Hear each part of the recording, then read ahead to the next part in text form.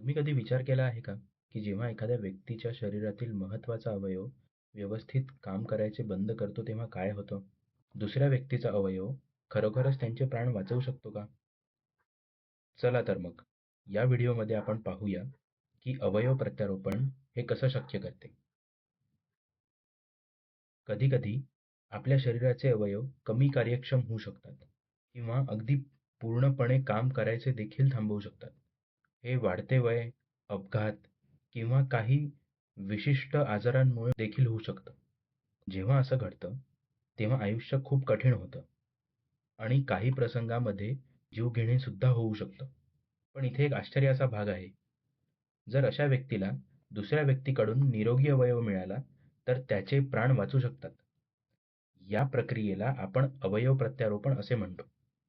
चला, ही एक प्रतिमा पाहूया, ज्यात दान करू शकणाऱ्या अवयवांना दाखवले आहे. तुम्ही एक मानवी शरीर आणि त्याभोवती अनेक अवयवांना पाहू शकता. बरोबर ना?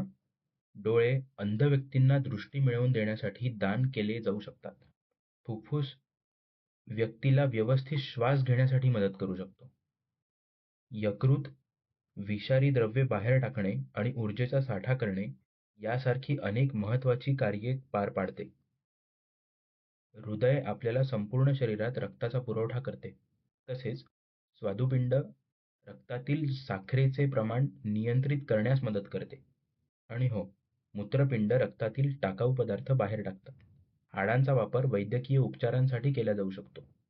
भाजलेल्या रुग्णांना बरे होण्यासाठी त्वचा दान केली जाऊ शकते. हे सर्व अवयव डोळे, फुफ्फुस, यकृत, हृदय, स्वादुपिंड, मूत्रपिंड आणि त्वचा एखाद्या व्यक्तीचे प्राण वाचवण्यासाठी किंवा सुधारणा करण्यासाठी दान केली जाऊ शकते. आता सर्वच दान आपण जिवंत असतानाच केले जाऊ शकते असं नाही. उदाहरणार्थ, प्रत्येक व्यक्तीला 2 मूत्रपिंडे असतात, परंतु शरीर फक्त एका मूत्रपिंडावर काम करू शकते. म्हणून एक निरोगी व्यक्ती गरजू व्यक्तीला मदत करण्यासाठी एक मूत्रपिंड दान करू शकतो.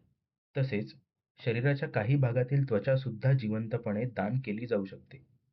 तरीही यकृत, हृदय, डोळे यासारखे इतर अवयव फक्त मृत्यूनंतरच दान केले जाऊ शकतात. ही संकल्पना की मृत्यूनंतरही आपल्या शरीराचा उपयोग होऊ शकतो, यालाच मरणोत्तर अवयवदान किंवा देहदान असं म्हणतात. विज्ञानाने हे दाखवून दिले आहे की विशेष परिस्थितीमध्ये मृत्यूनंतर काही काळ अनेक अवयव कार्यक्षम राहतात. म्हणूनच अवयवदान आणि देहदान हा इतरांना मदत करण्याचा एक महत्त्वाचा आणि उदार मार्ग बनला आहे. अवयवदानाद्वारे अंध व्यक्तींना दृष्टी पुन्हा मिळू शकते. रुग्णांना नवीन हृदय, यकृत किंवा मूत्रपिंड मिळू शकते आणि त्वचा दानामुळे भाजलेल्या रुग्णांना बरे होण्यास मदत होऊ शकते. देहदानाद्वारे वैद्यकीय शिक्षण घेणारे विद्यार्थी आणि संशोधक मानवी शरीराचा अभ्यास करू शकतात आणि भविष्यात अधिक प्राण वाचवण्यासाठी नवीन शोध लावू शकतात. अनेक सरकारी आणि सामाजिक संस्था याबद्दल जागरूकता पसरवत आहे. भारतात जास्तीत जास्त लोक मृत्यूनंतर त्यांचे अवयव आणि देह दान करण्याची प्रतिज्ञा घेण्यासाठी पुढे येत आहे. खरंच, किती उदात्त विचार आहेत.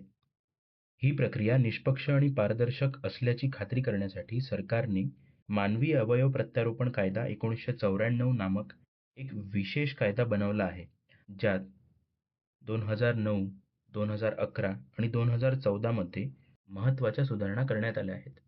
हा कायदा सुनिश्चित करतो की कोणतीही फसवणूक होणार नाही आणि अवयवदान योग्य व प्रामाणिक पद्धतीने पार पडेल. तर पुढच्या वेळी जेव्हा तुम्ही देहदान किंवा अवयवदानाबद्दल ऐकाल, तेव्हा लक्षात ठेवा की फक्त एका व्यक्तीची उदार कृती दुसऱ्याला दृष्टी, आरोग्य किंवा जीवन देखील देऊ शकते. हे मानवतेचे एक अद्भुत उपहार आहे. एक असे उपहार जे आयुष्य संपले तरी पुढे चालू राहू शकते.